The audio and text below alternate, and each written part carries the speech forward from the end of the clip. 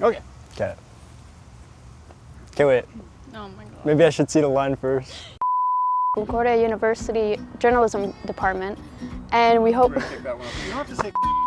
And we've been working with students from, mentors. Okay. My name is Dagoyan Daibo. My name is Kahnawake Survival School. We're all graduates from Kahnawake Survival School. And we've been working with mentors from Concordia's journalism department to bring you stories from our community. We hope you enjoy them. Cut! Yeah! You got it! Oh my god, Yeah. It only took 30 tries. I reported on the new cultural center that's going up, a multi-purpose building that's also going to house the cultural center next to the Kahnawake Survival School in Kahnawake, to show people like the inside and what it is so far and what it will be for the community. I was really interested in beading. I always was. I want more people to know like what we do in the community, what people are specialized in, because there's a lot of people who do different things, like raised beading, even quilting, like doing hides and all that. My story is about showing how mothers in the community pass their language onto their children. We interviewed a mother from the community and she spoke Kahnawake to her daughter. It was really like powerful, I would say.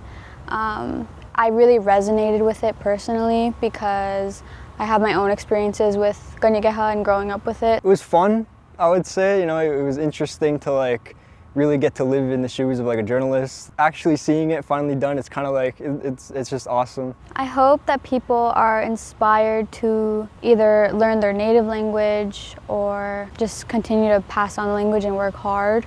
Because that goes for not only in my community, but really anybody. I never thought I'd be able to do something like this because, you know, like our community doesn't really get too much, well, we do get recognition, but not a lot. Like, how creative everyone is, you know? Just to see that and visualize it now that everyone can see it because it's going to be on CBC News. And you're in the museum. Trina C. Daibo is very proud of Kahnawak's new multi-purpose building. She is a member of the Mohawk Council of Kahnawake and has been working on the project for nearly a decade. The grand opening is set for April 1st of next year. It's just going to be like, wow. How did 10 years fly by, all this hard work, and here we are, and we actually have a home for language and culture. We have a home for our art, our theater. So it's just, I don't know how I'm going to keep my composure on that day. But usually all of these are in this room over here.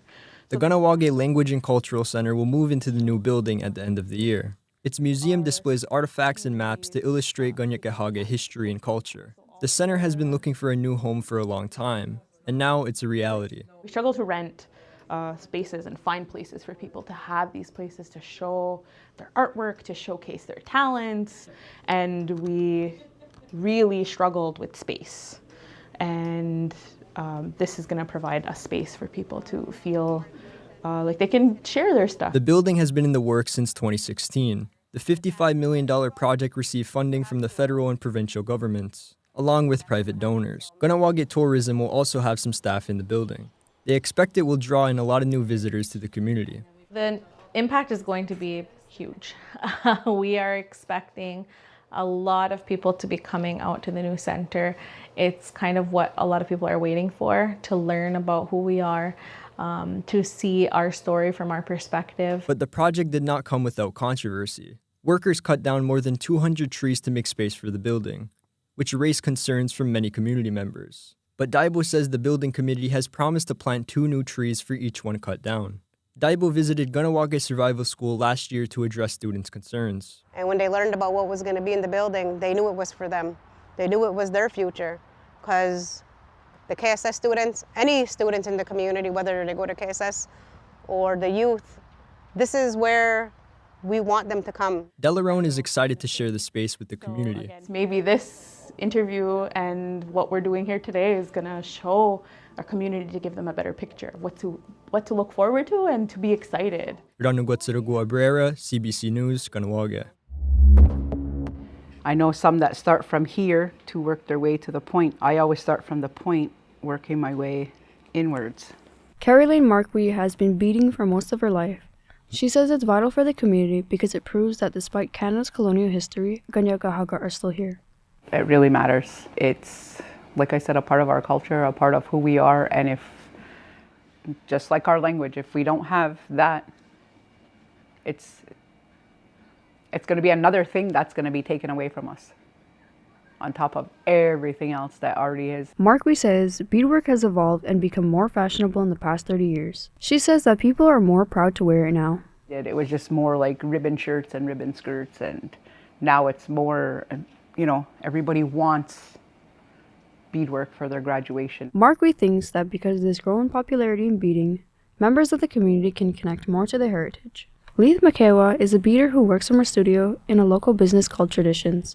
She believes beadwork is an important part of the community's identity and should be passed on to the next generation. I think there is a responsibility to be able to instill and inspire and to teach somebody directly how to do these things, because if we don't, then who will? Marquis agrees and has started teaching her daughter and other young community members.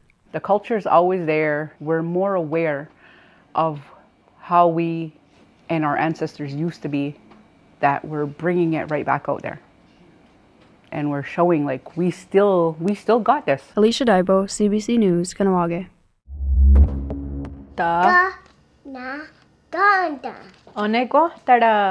My name is Kanahne Rice. I am from Kahnawake. My grandma is a first language speaker. So I always heard Ganyegeha, but she never really taught it to me. Like it was, her generation was like to speak it in secret and kind of like to hide what they were talking about. Oh, niwasok ko dati.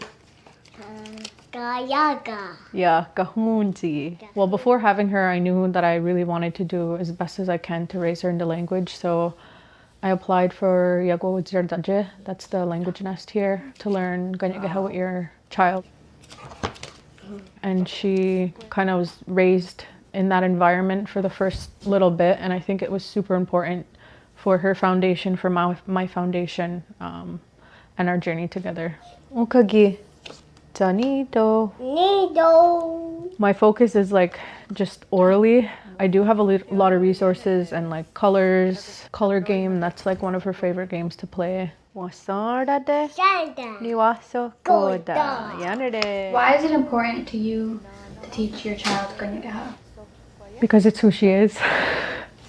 I get a little emotional thinking about it because it's just so, I think it'll be so powerful, and it's like such a huge part of your identity. And when you learn language, it's like a worldview, and like learning language, it was such a healing experience for me.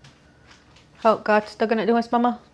I think it's like a huge commitment, but I think it's about like reclaiming who we are.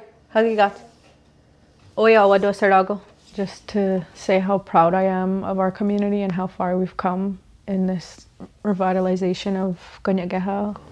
She's confident and she's gonna know who she is.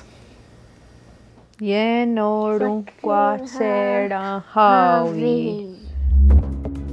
you for watching. Now I'll go